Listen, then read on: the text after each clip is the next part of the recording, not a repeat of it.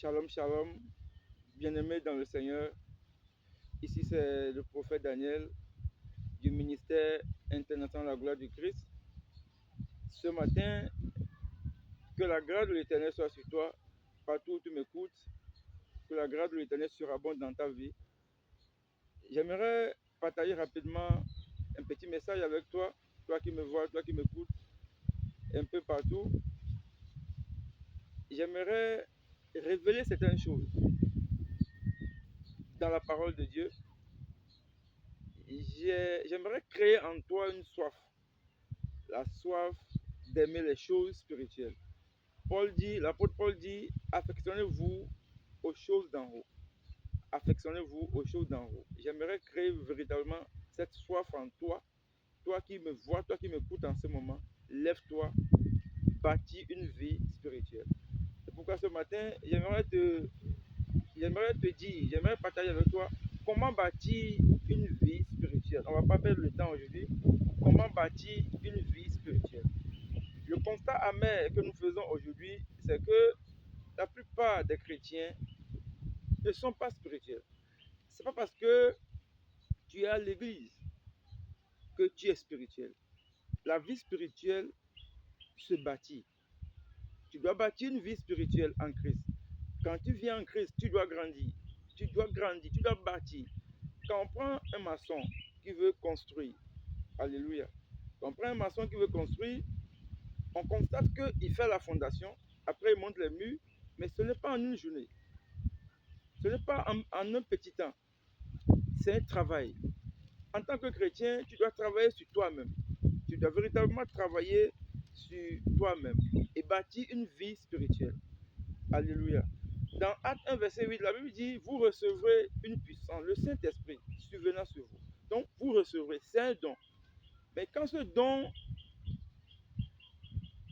est, c'est-à-dire quand ce don t'est accordé, voilà, quand ce don t'est accordé, tu dois quand même commencer par bâtir, c'est une fondation. Tu dois commencer par bâtir maintenant toi-même les murs. Tu dois monter maintenant les murs. Tu dois bâtir une tour. Alléluia.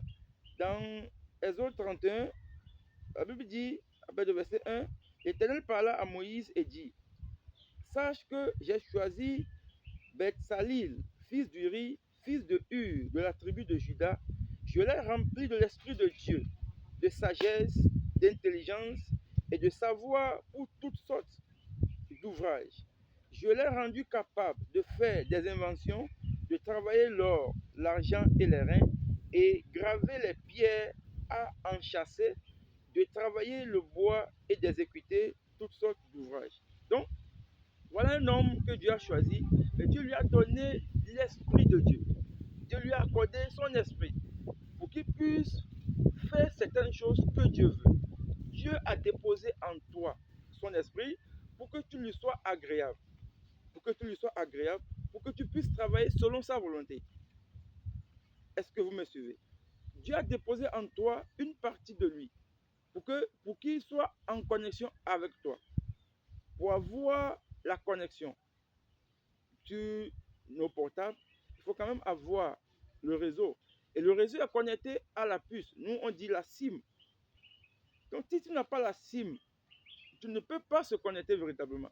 Et quand tu n'as pas l'Internet, quand tu n'as pas le forfait Internet, tu ne peux pas te connecter. Tu peux avoir le portable, mais si tu n'as pas la connexion data, comme on le dit, ou bien Wi-Fi, tu ne peux pas recevoir certains messages WhatsApp.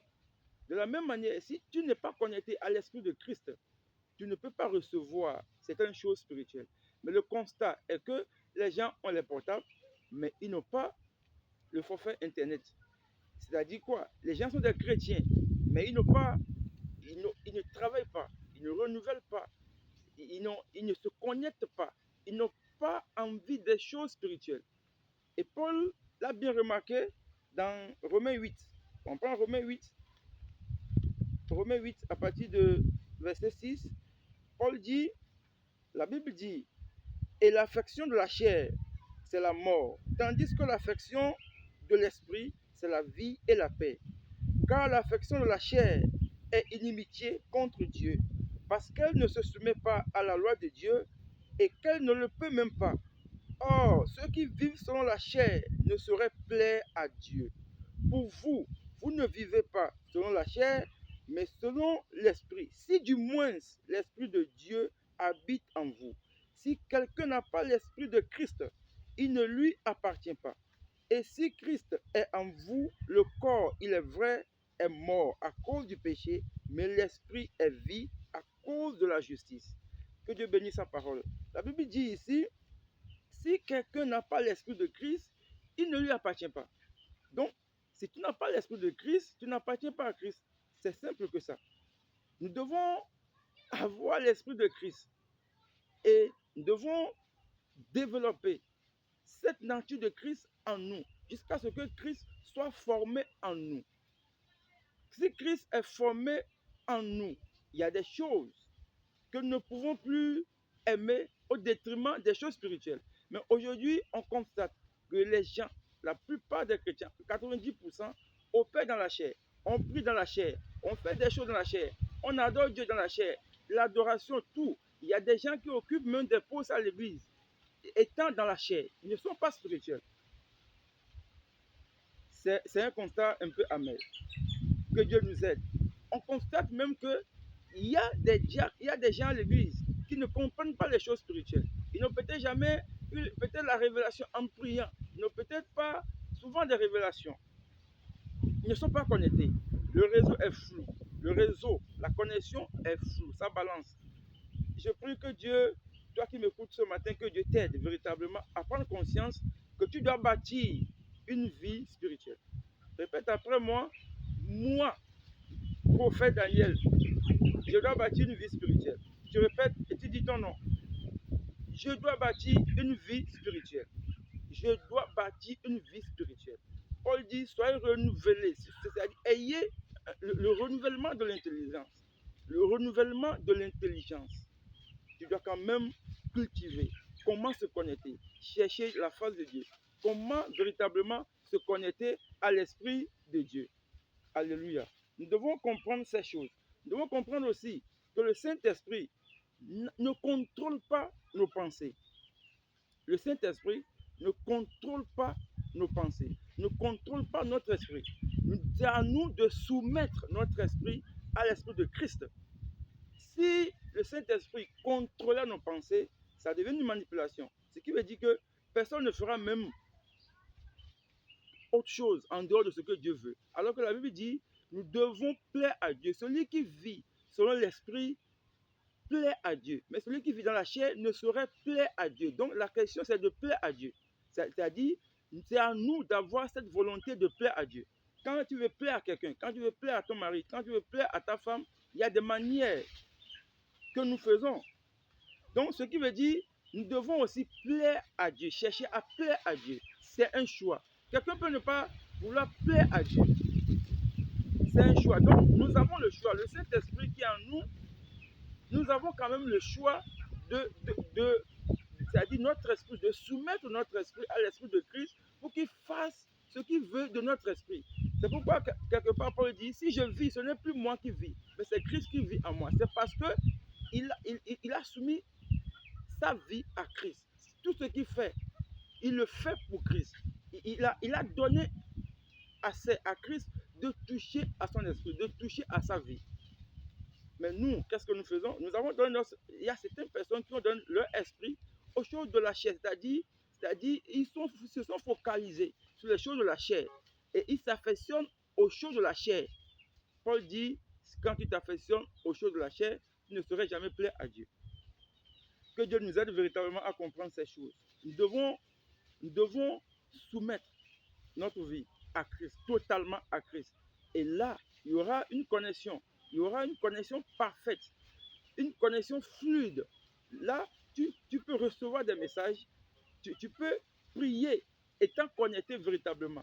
Pourquoi parfois nos prières ne sont pas exaucées? Parce que ces prières ne sont pas centrées. La base n'est pas spirituelle, mais la base est chère.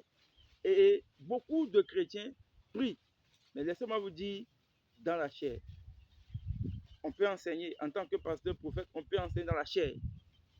On peut enseigner dans la chair. On peut être un professeur. Mais en réalité, tout ce que nous faisons devait être spirituel. C'est pourquoi Paul dit affectionnez-vous aux choses de l'esprit. Est-ce que vous me suivez? Nous devons comprendre ces choses. Nous devons demander véritablement à Dieu de nous accorder cette grâce de comprendre ces choses. Nous devons avoir une soif intense des choses de Dieu, les choses d'en haut.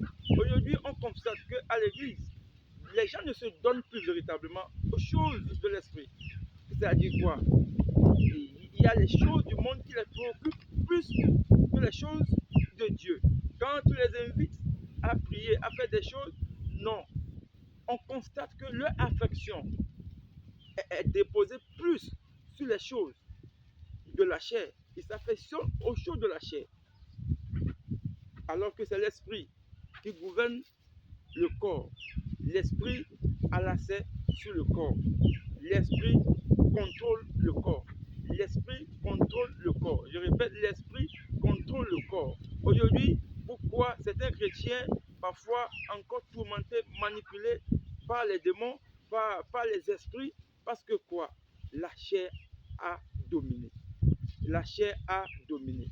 Si tu es dans un monde de lions, étant brebis, facilement, tu es en danger.